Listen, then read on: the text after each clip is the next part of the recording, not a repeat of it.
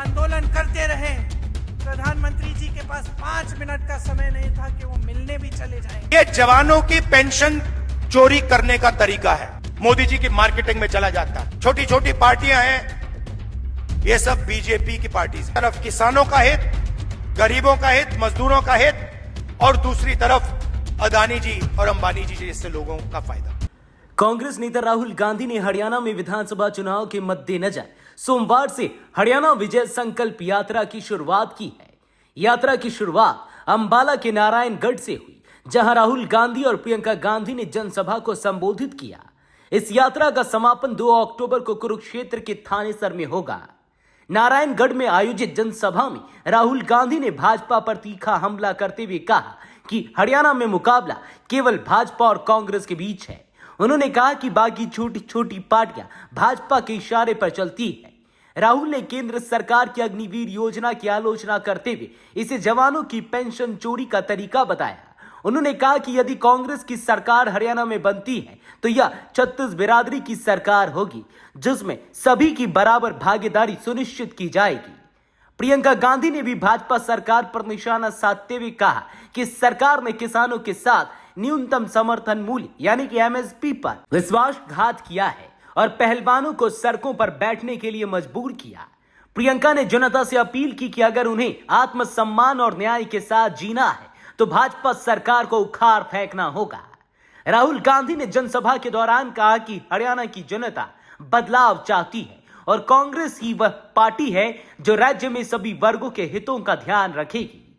उन्होंने कहा कि यह लड़ाई केवल राजनीतिक दलों के बीच नहीं बल्कि विचारधाराओं की लड़ाई है। कांग्रेस हरियाणा में समावेशी विकास का वादा करती है, जहां सभी को बराबर का अवसर मिलेगा। यात्रा का उद्देश्य कांग्रेस के संदेश को गांव-गांव तक पहुंचाना और भाजपा सरकार की नीतियों के खिलाफ माहौल तैयार करना है। यह यात्रा हरियाणा के विभिन्न जिलों में होते हुए 2 अक्टूबर को समाप्त होगी।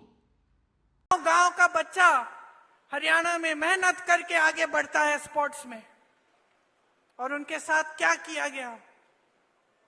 उनको सड़क पे बिठाया गया, आंदोलन करते रहे। प्रधानमंत्री जी के पास 5 मिनट का समय नहीं था कि वो मिलने भी चले जाएं, कि पूछ लें कि क्या बात है, किस तरह से हम आपकी मदद कर सकते हैं। और फिर आप सब ने खुद ही देखा कि ओलंपिक्स में अभी हाल में क्या हुआ।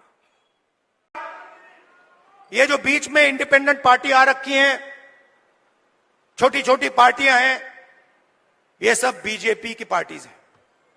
इनका रिमोट कंट्रोल इनके हाथ में है। लड़ाई बीजेपी और कांग्रेस के बीच में है, विचारधारा की लड़ाई है।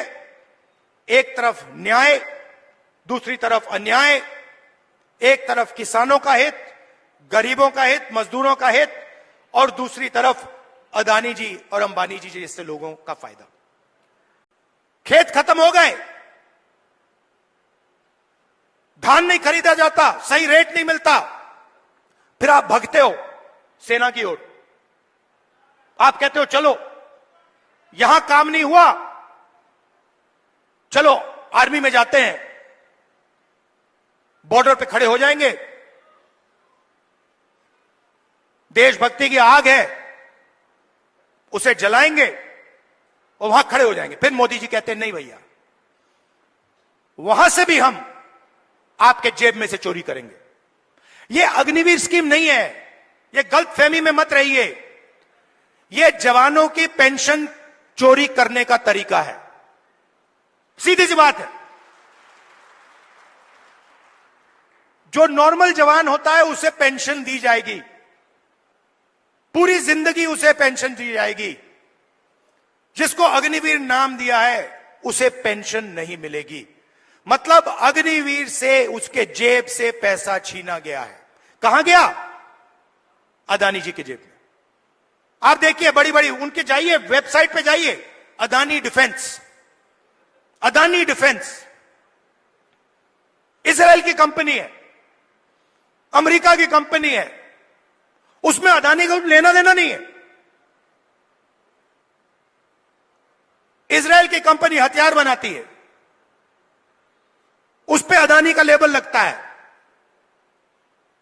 कारतूस बनाती है, ड्रोन बनाती है, उस पे लेबल लगता है अदानी। और हिंदुस्तान की सेना अदानी से खरीदती है, मार्जिन अदानी बनाता है, उसका आधा राजनीतिक दल को मिल जाता है, मोदी जी की मार्केटिंग में चला जाता है।